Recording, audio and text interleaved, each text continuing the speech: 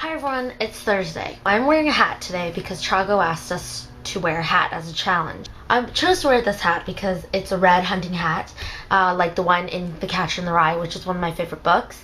And sometimes I wear this hat to feel a little bit like Holden Caulfield. I am aware of the fact that the hunting hat in the book doesn't actually look like this because it's a different style, but I like to imagine that it is. Now, Whitney challenged us last week to vlog on a bed, so I guess I can do that right now. So right now I am on my bed, but there's not really that much space for me to vlog since my bed is pretty messy right now. When I came back from New York, I kind of just dumped all my like clothes and like all my postcards that I bought and like my camera and all that kind of stuff on my bed, and like I just sleep on a small corner of the bed.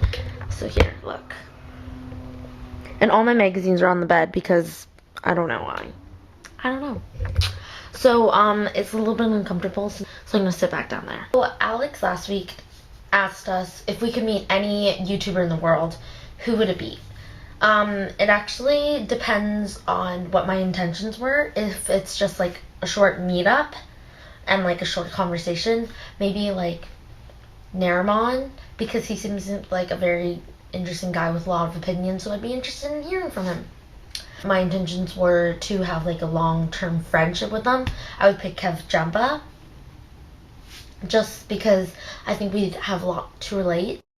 And then if I wanted to have like kind of like a short-term friend, more than an acquaintance but not like BFFs, I would pick Mimi Molly, because I think we have a lot in common and we seem to have the same sort of taste in clothes, except I don't really show it because I'm usually wearing pajamas, but I do like her clothes, so we can go shopping.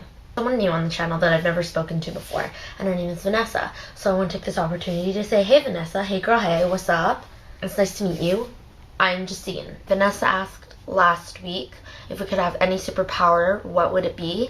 I think I would pick time travel, because for those that have seen Bill and Ted's Excellent Adventure, it's pretty hardcore to travel in time, and plus I'd be a lot better in social studies than I am now, because I could just travel in time, experience what happened in whatever war, and then travel back into present time and write the test and pretty much ace it. Now Kayla, about your flying thing, when I watched your video, I kind of had a little bit of an opinion about your choice of flying as a superpower. Walking and running is the majority of exercise I can get, because I don't really like playing sports, and so walking and running is basically my source of physical activity. I have a question.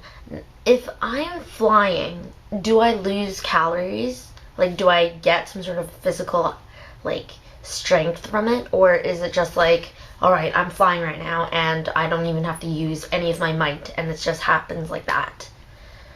Get back to me on that, because I wasn't really sure. Or else flying might replace time travel, because flying's pretty cool as long as I get some sort of like exercise from it. Or else I'd just be really lazy and never walk, and I'd end up being one of those like large enormous people from WALL-E, because they just don't even walk, they don't even move, all they do is like sit on those little moving chairs. So I'd end up like them, and then when the time comes where I do need to walk, I won't be able to. Going back to Chago, he asked us what is the weirdest conversation we've ever had with a stranger.